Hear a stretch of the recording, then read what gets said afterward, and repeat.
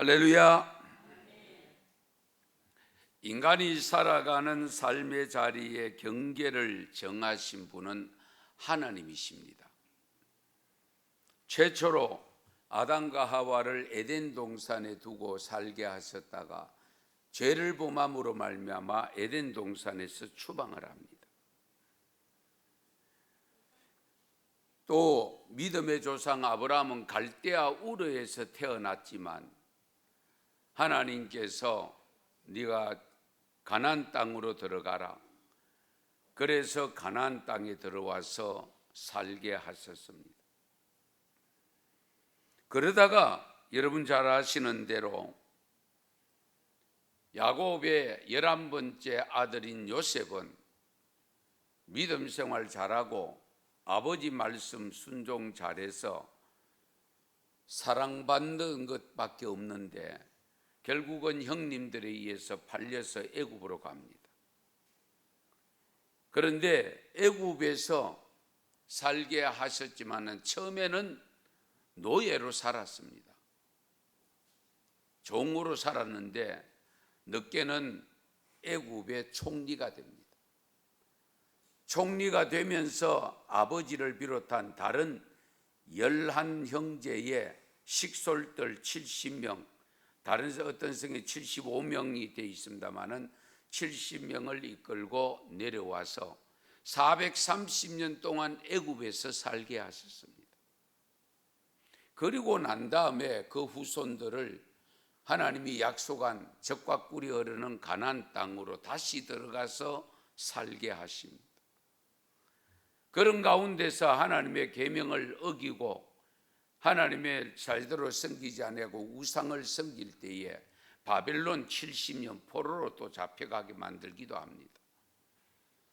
돌아왔지만은 그러나 또 여전히 하나님을 저버렸을 때에는 AD 70년에 로마로부터 망하게 하여 세계 속에 흩어져 살게 하셨다가 1948년에야 지금 현재 이스라엘 독립해서 살게 하시고 지금 이스라엘에 살고 있는 이스라엘 국민들은 약 700만 정도 된다고 합니다. 그리고 세계에 흩어진 유대인들이 약 1600만 명 됩니다. 뿐만 아니라 여러분 잘 아시는 대로 우리나라 경제도 보면 시대적으로 변천이 있었습니다. 고조선 시대를 거쳐서 삼한시대, 삼국시대, 얘는 고구려 땅이 현재 중국, 일명 우리 만주 땅이라고 하죠. 일컫는 그 넓은 땅을 우리가 차지한 적이 있습니다. 통일신라 시대에는 북쪽에 바레를 세워서 우리의 영토가 무척 넓었습니다. 고려시대에는 좁아져서 그동안 차지하고 있었던 땅을 여진족이 차지하게 됩니다. 무려 황해도 이북은 여진족이 다 차지했습니다. 현재 한반도 거주의 경계는 조선시대부터입니다. 그리고 1953년부터는 동족이면서도 체제를 달리하는 남과 북이 갈라져서 오늘에 이르고 있습니다. 이것이 우연인가? 섭리인가? 사도행전 17장 26절 말씀을 보면 한번 같이 읽으실까요? 인류의 모든 족속을 한 혈통으로 만드사 온 땅에 살게 하시고 그들의 연대를 정하시며 거주의 경계를 한정하셨으니, 인류를 한 혈통으로 만드셔서 온 땅에 살게 하신 이가 누구냐? 그 앞에 24절 25절이 또 있습니다. 거기에 보면 우주와 그 가운데 있는 만물을 지으신 하나님께서는 천지의 주제시니 손으로 지은 전에 계시지 아니하시고 또 무엇이 부족한 것처럼 사람의 손으로 섬김을 받으시는 것이 아니니 이는 만민에게 생명과 호흡과 만물을 친히 주시는 이심이라. 요약하면 만물을 지으신 하나님, 천지를 주관하시는 하나님, 만민에게 생명과 호흡과 만물을 친히 주시는 우리 하나님이 우리의 연대를 정하셨다는 거예요. 그리고 거주의 경계까지도 하나님이 정하셨다고 합니다. 하루는 24시간, 한 달 30일, 1년 365일이 되도록 하신 분이 누구냐? 하나님이시라는 겁니다. 그것으로 우리는 연대를 기록해 위해서 모든 일어나는 일들이 언제 일어났는가를 알게 됩니다. 이렇게 하신 목적이 무엇일까? 왜 역사의 연대를 정하고 백성들의 거주의 경계를 정하셨는가? 그 이유가 뭘까? 사도행전 17장 27절에 해답이 있습니다. 같이 읽겠습니다. 이는 사람으로 혹 하나님을 더듬어 찾아 발견하게 하려 하심이로되 그는 우리 각 사람에게서 멀리 계시지 아니하도다. 아멘. 사람으로 하여금 혹 하나님을 더듬어 찾아 발견하게 하려 하십니다. 연대를 정하시고 거주의 경계를 정하신 목적은 우리 사람들로 하여금 하나님을 더듬어 찾아 발견하도록 하게 하시기 위함이라고 했습니다. 역사를 통해서 하나님을 발견하고 자기가 살고 있는 민족의 문화와 역사를 통해서 하나님을 발견하게 하기 위함으로 연대를 정하고 우리의 거주의 경계를 정해 주셨다는 겁니다.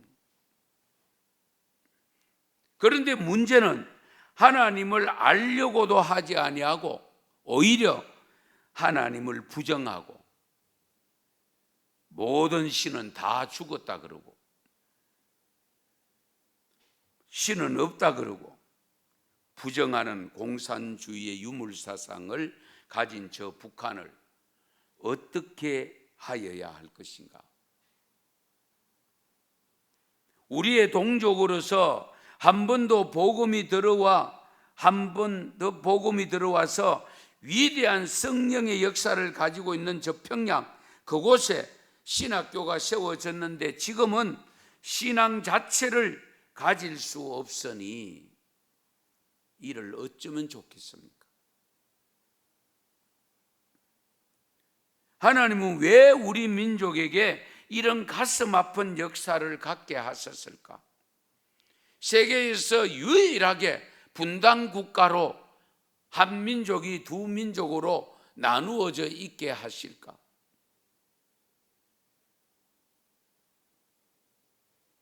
독일이 그러다가 독일은 통일이 됐습니다.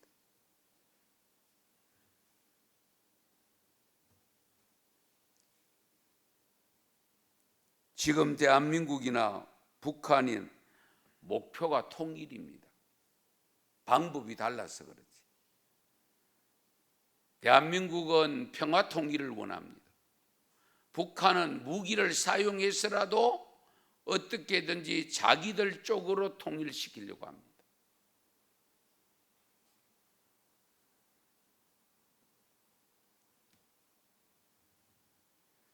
이런 현격한 차이가 있음에도 불구하고 이북을 향한 막연한 동정심과 왜곡된 생각을 갖고 이북의 정책을 동조하거나 동경하는 사람들이 의외로 많이 있다는 사실입니다. 이럴 때 하나님을 경외하는 신앙을 가진 우리들은 어떻게 해야 할까? 가장 기본적인 것이 하나님을 경외하는 신앙생활을 제대로 할 수 있는 체제가 아닌 것으로 통일되어서는 안 됩니다. 그렇다면 신을 부정하고 하나님을 경외하는 신앙을 부정하는 체제를 무너뜨리기 위해서 어떤 힘이 필요한가?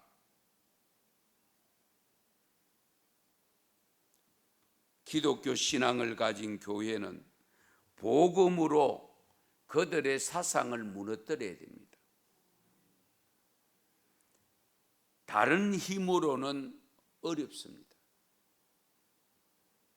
우리의 싸움은 육신을 따라 싸우는 싸움이 아니라 영적 싸움입니다. 그래서 어떤 견고한 진도 무너뜨릴 수 있는 것은 하나님의 능력이라고 오늘 신약의 말씀인 고린도후서 10장 4절에서 말씀하고 있습니다.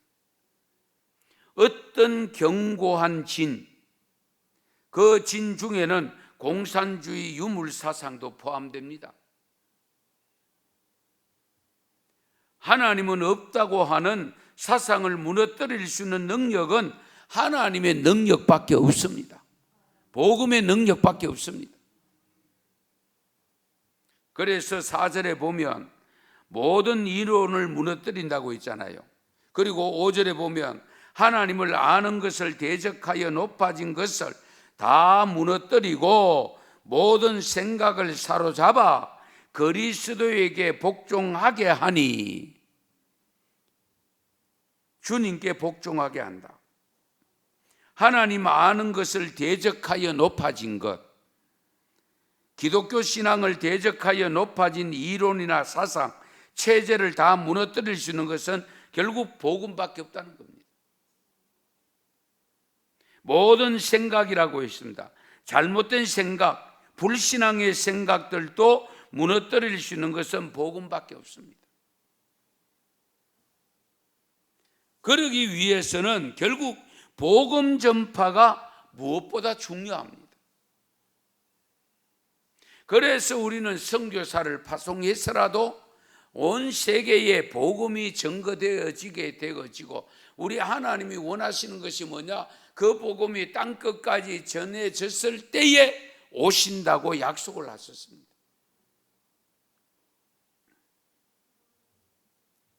우리가 부지런히 전해야 될 것은 다름 아닌 복음입니다. 복음을 실어 나르는 방법은 다양합니다. 지금 북한의 복음을 전하는 통로가 있습니다. 중국에서 국경을 넘어 양식을 사 보내는 방법, 그리고 탈북한 사람을 훈련시켜서 다시 보내서 복음을 전하도록 하는 방법, 그 외에도 다른 방법들이 있기는 하지만 어쨌든 지금 가장 좋은 방법은 양식 사다 주면 고맙게 먹지도 안 하고 자기들 배불리고, 배불린 그 배의 힘을 가지고 무기 만들고 자기들 사상을 더 확산시키려고 합니다. 그러므로 탈북한 젊은 청년들, 사람들을 정말 믿음의 훈련을 시켜서 복음을 심어서 그들에게 복음을 주어서 그들이 다시 들어가서 복음을 전하게 하는 방법이 가장 좋은 방법일 수도 있습니다.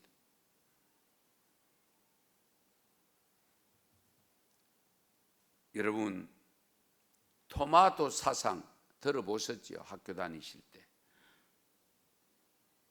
겉과 속이 다 빨간 사상은 변하지 않습니다. 겉은 푸르고 속은 붉은 수박 사상은 어느 정도 가능성이 있지만 토마토 사상으로 무장된 사람은 하기가 어렵습니다. 복음 아니고는 해결할 방법이 없습니다. 하나님의 능력은 얼마든지 견고한 진을 파할 수 있습니다. 여기서 우선적으로 우리가 온전하게 하나님의 말씀에 복종하는 삶을 살아야 됩니다. 하나님은 최선을 다해서 복음을 증거해 주시려고 하고 있습니다. 한 사람도 복음을 듣지 못한 사람이 없도록 하려고 하나님은 원하고 계십니다.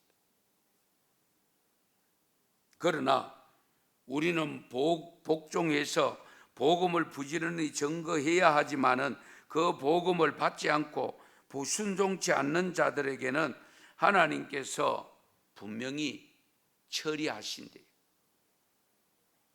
여러분, 고린도후서 10장 6절을 좀 같이 읽겠습니다. 10장 6절입니다. 너희의 복종이 온전하게 될 때에 모든 복종하지 않는 것을 벌하려고 준비하는 중에 있노라. 아멘. 이해가 되십니까? 잘 보세요. 너희의 복종이 온전하게 될 때, 우리가 먼저 믿는 우리가 하나님 앞에 말씀에 온전하게 복종하게 될 때에 복종하지 않는 저들을 어떻게 한다? 벌하려고 준비하고 계신다.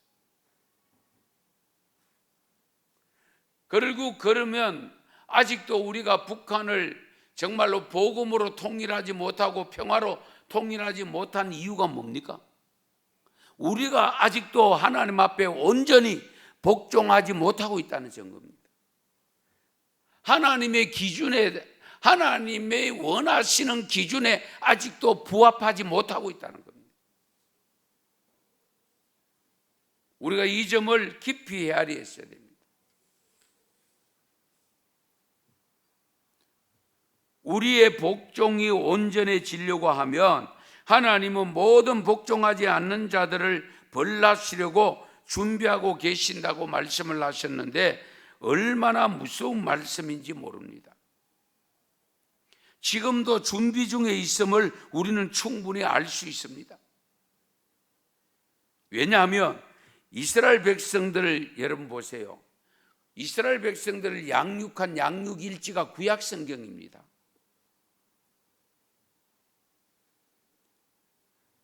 이스라엘 백성들과 하나님과의 관계에서 이미 보여주셨잖아요.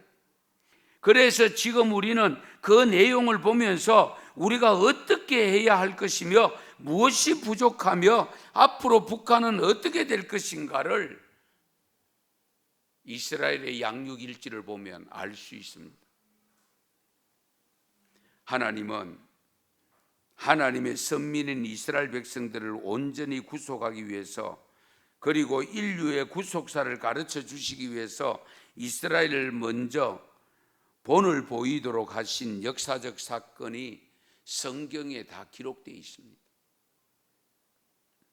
이스라엘 백성들을 올바르게 키우기 위해서 항상 이스라엘 옆에는 강대국들을 두어서 회초리로 사용했습니다.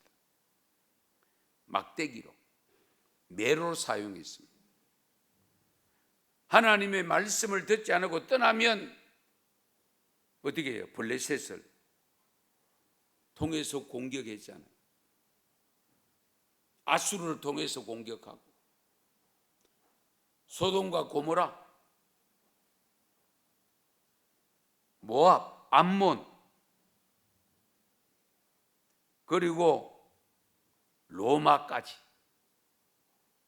철저하게 하나님은 이들을 통해서 이스라엘 백성들을 다스렸습니다. 때로는 패하기도 하고, 또 이스라엘 백성들이 잘 들을 때에는 아무리 강대국이라도 이스라엘을 이기게 만들었습니다.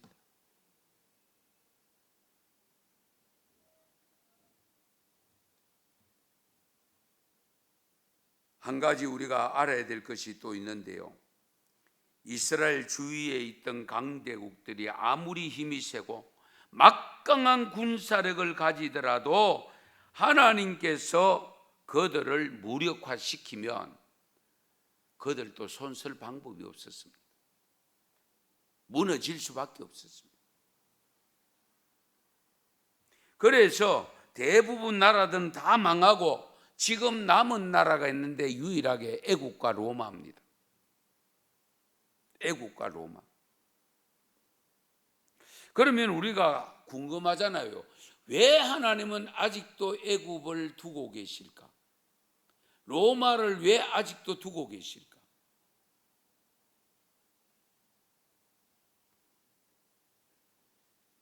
애굽은 해롭게도 했지만 하나님의 백성, 유대 백성을 만드는 데 일조를 합니다. 도움을 줬잖아요. 야곱의 70명의 식솔들이 내려가서 430년 동안 종살이를 시키기는 했으나 민족을 이루어서 결국은 내보내줬잖아요. 그런 역할을 했고, 아브라함도 적과 꿀이 땅에 왔다가 기근이 들어있을 때에 애굽으로 잠깐 내려가죠. 예수님도 애굽으로 내려간 적이 있잖아요. 하나님이 애굽을 철저하게 사용하셨습니다. 그렇다면 아직도 하나님은 애굽을 사용하시기 위해서 남겨두셨다, 그 말씀입니다. 로마는 어떻습니까? 로마가 10대 박해로 유명합니다. 그 나라 없애야 마땅한데, 그러나 313년에 콘스탄틴 대제 때에 기독교가 국교로 공인이 됩니다. 그래서 로마는 상당한 신자를 확보하고 있습니다.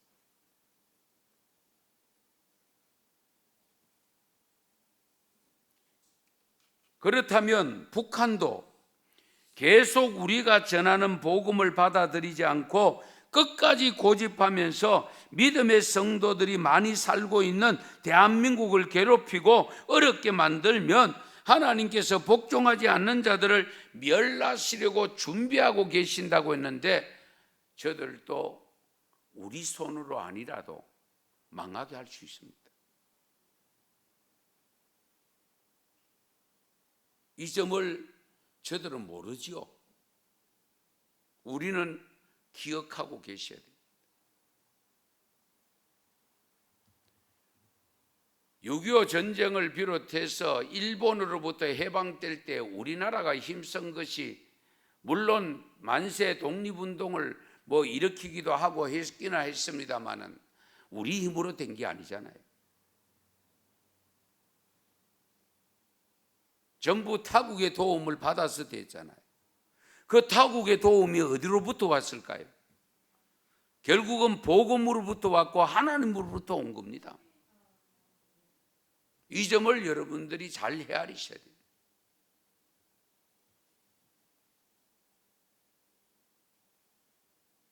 지난 금요일 날 6.25 기념일을 맞아서 말씀을 제가 전할 때 구체적으로 전했습니다만 한 번씩 생각해 보세요. 6.25 전쟁 때에 3일 만에 서울이 함락되어지고 40일 만에 포항 일부, 창원 일부, 몇 군데 일부 남겨놓고 다 점령 다 당했습니다.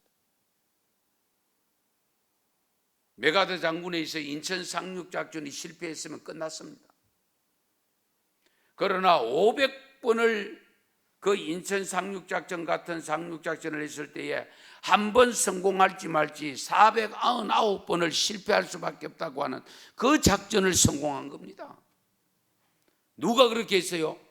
기도하는 메가더 장군을 통해서 하나님께 기도하고 하나님이 주신 지혜를 가지고 해서 성공한 겁니다. 우리가 이것을 부정하면 안 돼요.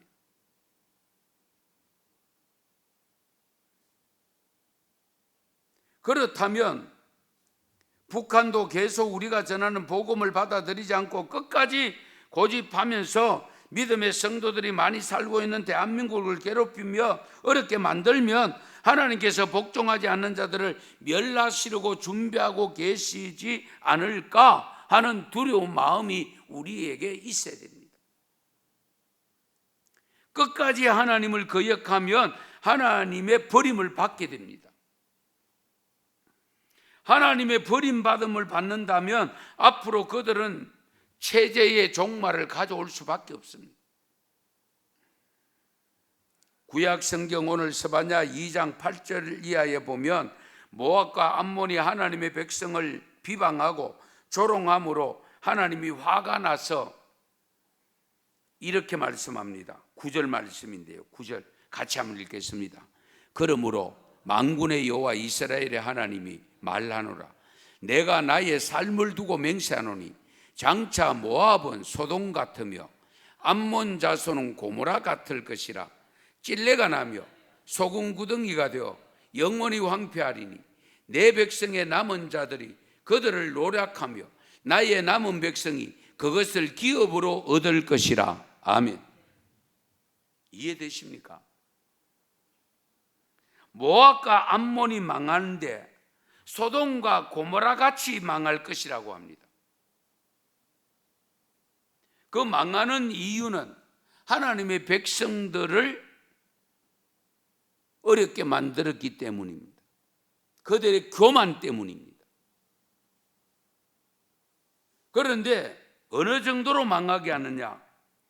영원히 황폐하게 되어져서 찔레가 나지 않으며 소금 구덩이가 되어, 여러분 소금 구덩이가 되면 식물이 자랄 수가 없습니다.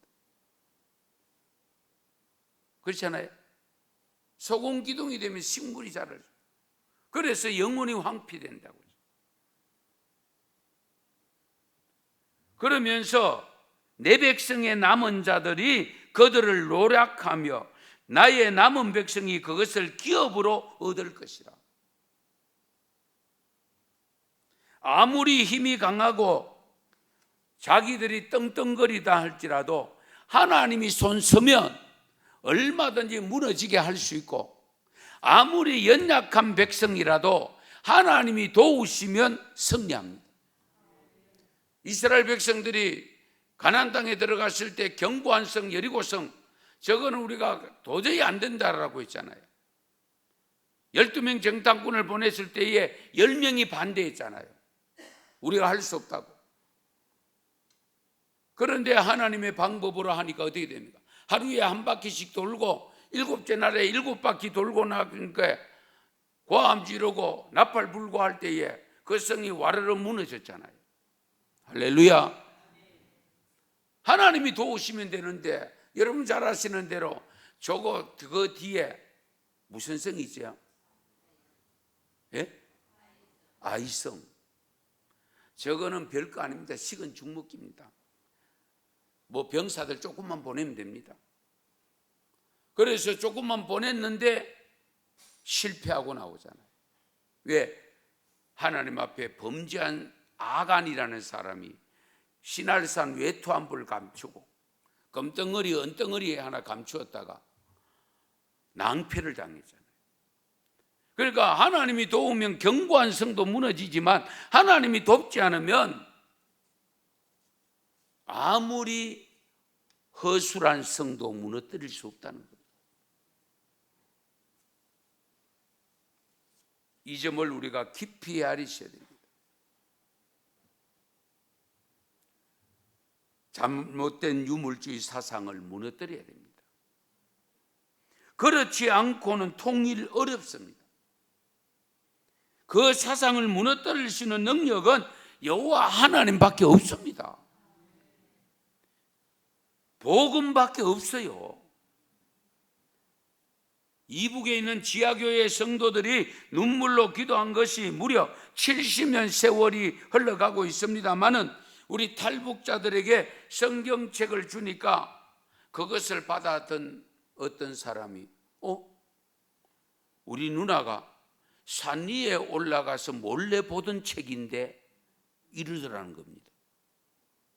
탈북자에게 성경을 나눠줬는데 그 탈북한 청년이 받아드는 순간에 우리 누나가 몰래 산 위에 올라가서 보던 책인데,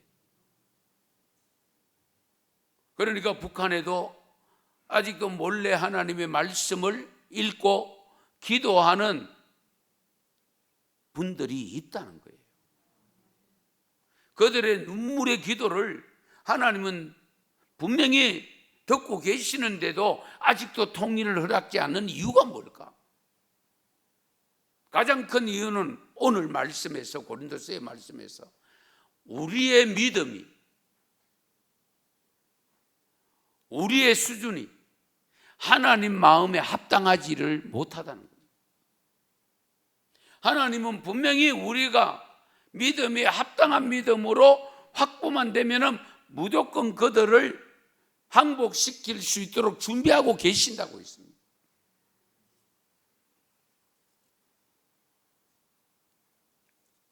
소망교회 심호하셨던 곽선희 목사님이 북한 선교를 많이 하셨습니다. 그래서 심호하실 때에 평양에 가서 대동강변에 거닐 때에 사람을 만났는데 목사님을 알아보더래요. 그래, 나를 어떻게 알아보느냐 하니까 극동방송에서 들었다더래요. 극동방송이 그래서 해외 극동방송에서 계속 북한으로 전파를 보내고 있잖아요. 네. 못 듣게 해도 듣는 사람들은 있다는 겁니다. 아무리 못 보게 해도 우리 아이들이 엄마 아빠 몰래 보는 프로그램들이 있어요. 그렇잖아요. 그럼에도 불구하고 아직도 통일의 소망이 제대로 보이지 않고 있으니 이를 어떻게 하면 좋을까? 북한의 가장 큰 적이 기독교입니다. 기독교인들이 그들에게는 적입니다. 저와 여러분이 북한 공산주의에게는 적들입니다. 아시겠어요? 기독교인 중에도 목사가 가장 큰 적입니다.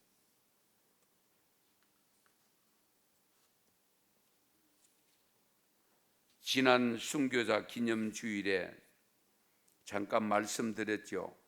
순교자가 가장 많이 발생한 시기가 6.25 한국 전쟁이었습니다. 1992년 한국 기독교 순교자 유족회가 발표한 순교자 수는 226명. 이 내용을 분류해 보면 한일 합방 이전에 3명, 한일 합방 이후 해방까지 즉 일제시대 31명, 1945년에서 1950년에 20명, 1950년 이후 53년 한국전쟁 때 172명입니다. 6.25 전쟁 때 172명.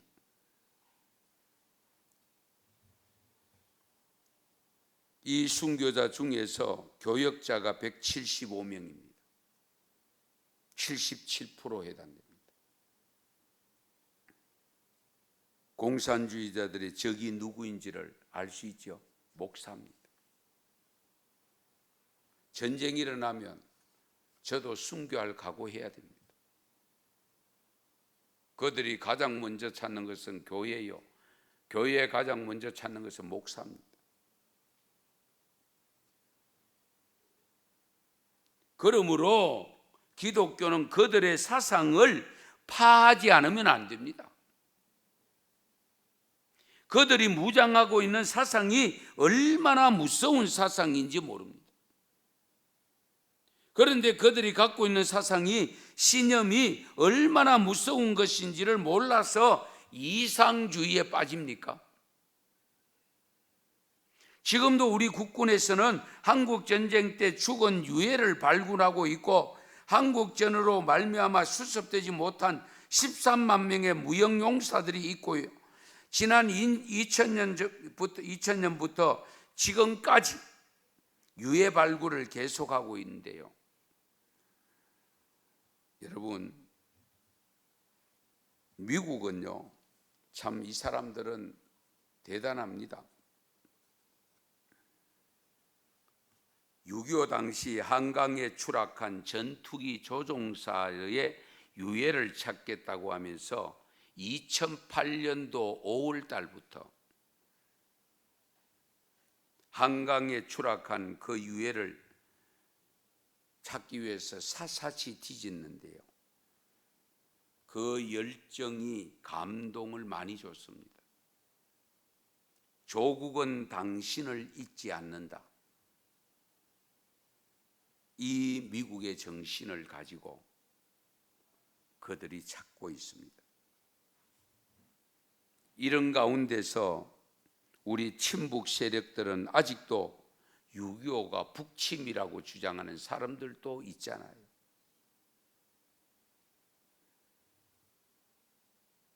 정치 위정자들조차도 전혀 변함없는 북한 정권을 음성적으로 도움을 주고 이상한 처신을 하고 있어서 우리를 불안하게 만들고 있는 현실 앞에 우리가 어떻게 해야 할까요?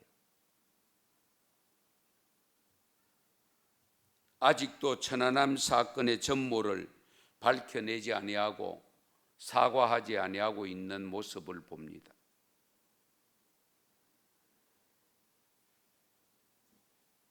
정말 대한민국 국민이 맞는가를 묻지 않을 수 없습니다.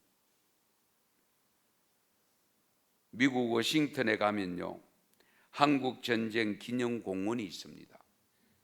저도 한번 가봤는데요, 6.25 당시 미군이 3만 6천 명이 전사했습니다. 이해되십니까? 3만 6천 명, 미군만. 사망자 중에서 최고위 장성이었던 윌턴 위거라고 하는 8군 사령관 중장인데요, 아들과 함께 참전했다가 아들과 함께 전사를 합니다. 그리고 벤 폴리터 장군, 마크 클라크 장군, 유엔 사령관이었는데요, 함께 참전했던 아들들을 잃어버리게 됩니다. 노르망디 상륙작전의 영웅인 드와이트 아이젠하워 아시죠? 미국의 34대 대통령이었는데 그 아들 역시 이 땅에서 전사했습니다. 워싱턴 한국전쟁 기념공원의 비문에 이렇게 적혀 있습니다. 자유는 공짜가 아니다. Freedom is not free. 자유는 공짜가 아니다. 저와 여러분이 누리고 있는 이 자유가 그냥 된 게 아닙니다. 우리나라 사람만 전사한 것이 아닙니다. 미국만 3만 6천 명이 전사했습니다.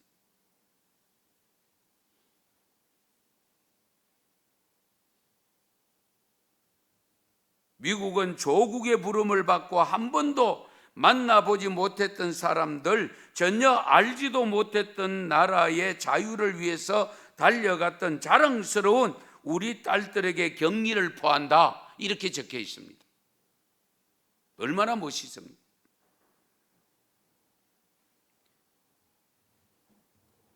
그리고 우리 그 전쟁 진영관에는 국군 및 유엔군 전사자와 무명용사 등 우리 서울 용산에 가면 기념관 있죠. 가보신 분이 있을 겁니다. 거기 보면은 무명용사들까지도 20여만 명의 을 기리는 추모의 공간이 있습니다.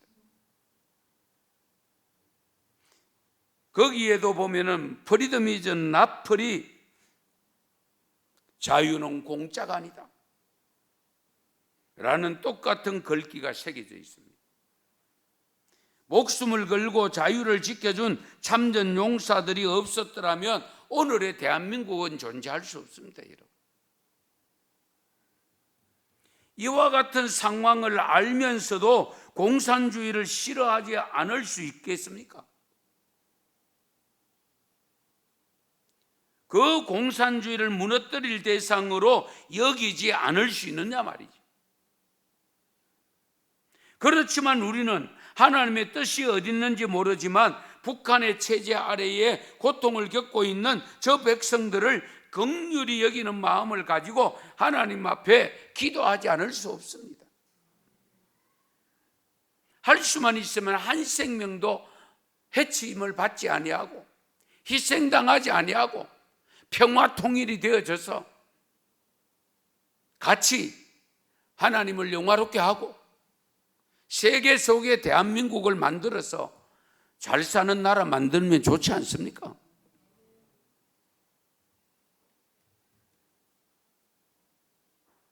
우리가 진정한 승리를 거두면서 북한의 체제를 극복하고 통일할 수 있는 방법이 있다면 그것은 오늘 읽은 고린도후서 10장 6절 말씀입니다.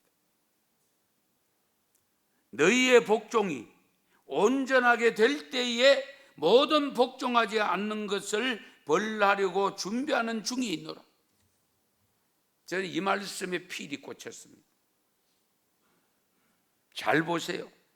너희의 복종이, 대한민국 크리스찬의 복종이 온전하게 될 때에 모든 복종하지 않는 저 북한의 사상을 벌하려고 준비하고 있다.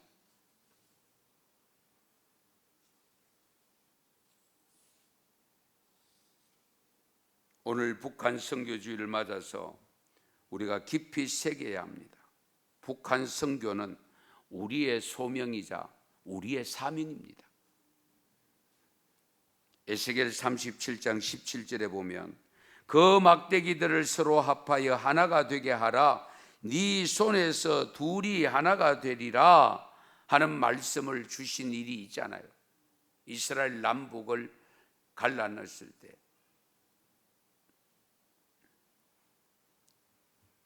평화의 왕으로 오신 우리 예수님, 그 예수 그리스도를 본받아 남북한 간에 존재하는 모든 분단의 장벽이 무너지고 평화의 나라가 오게 하는 일에 헌신하기를 다짐하는 우리 모두가 되었으면 좋겠습니다.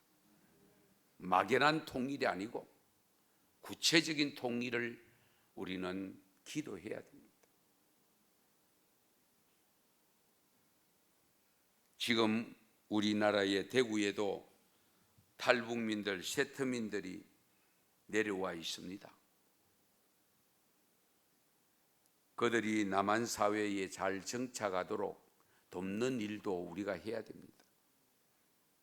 그리고 그들에게 복음을 전해서 통일이 되어졌을 때에 자기 고향으로 올라가서 복음으로 새롭게 만들어서 정말 하나님의 사랑받는 민족으로 만들어 가야 할 사명이 우리들에게 있습니다. 우리 이 점을 항상 염두에 두셔야 됩니다. 예레미야 1장 10절 말씀에 이런 말씀이 있습니다. 보라, 내가 오늘 너를 여러 나라와 여러 왕국 위에 세워 네가 그것들을 뽑고 파괴하며 파멸하고 넘어뜨리며 건설하고 심게 하였느니라 하시니라. 하나님의 능력은 파괴할 수도 있고요, 파멸할 수도 있고요, 넘어뜨릴 수도 있고요, 뽑아낼 수도 있습니다. 반면에 하나님은 무너뜨린 것을 다시 세울 수도 있습니다. 뽑았던 것을 다시금 꼽을 수도 있습니다. 북한을 선교해야 하며 북한의 체제를 무너뜨릴 수 있는 힘은 하나님만 가지고 있습니다. 하나님께 맡기고 기도할 수밖에 없지 않겠습니까? 사랑하는 성도 여러분, 많은 말씀을 전해야 될 내용이 더 있습니다만은 오늘 말씀을 마무리하겠습니다. 우리가 살아가는 삶 속에서 통일은 우리의 과제입니다. 우리 민족의 과제이고 정치인들의 과제만 아닙니다. 사실은 엄격히 말씀드리면 오늘 주신 말씀을 보면 결국 하나님을 경외하는 우리들의 과제입니다. 우리들이 하나님 앞에 온전한 모습으로 합격한 기준에 다다르면 하나님은 저들을 우리에게 붙여주신다고 약속하고 있습니다. 아시겠어요? 그래서 저는 목사지만 목사가 교파를 다 갈라놨어. 교단을 다 갈라놨어. 목사들이 회개하고 목사들이 하나 되면 하나님도 이 민족을 하나 되게 하실 줄 믿습니다. 그러므로 우리 성도님들 교파 너무 따지지 마시고 한 하나님을 믿고 한 예수님을 믿고 한 성령님을 믿는 이 믿음을 가지고 통일의 그날을 소망하면서 눈물로 기도할 수 있는 믿음으로 살아가시기를 축원합니다. 축복합니다. 기도드리겠습니다.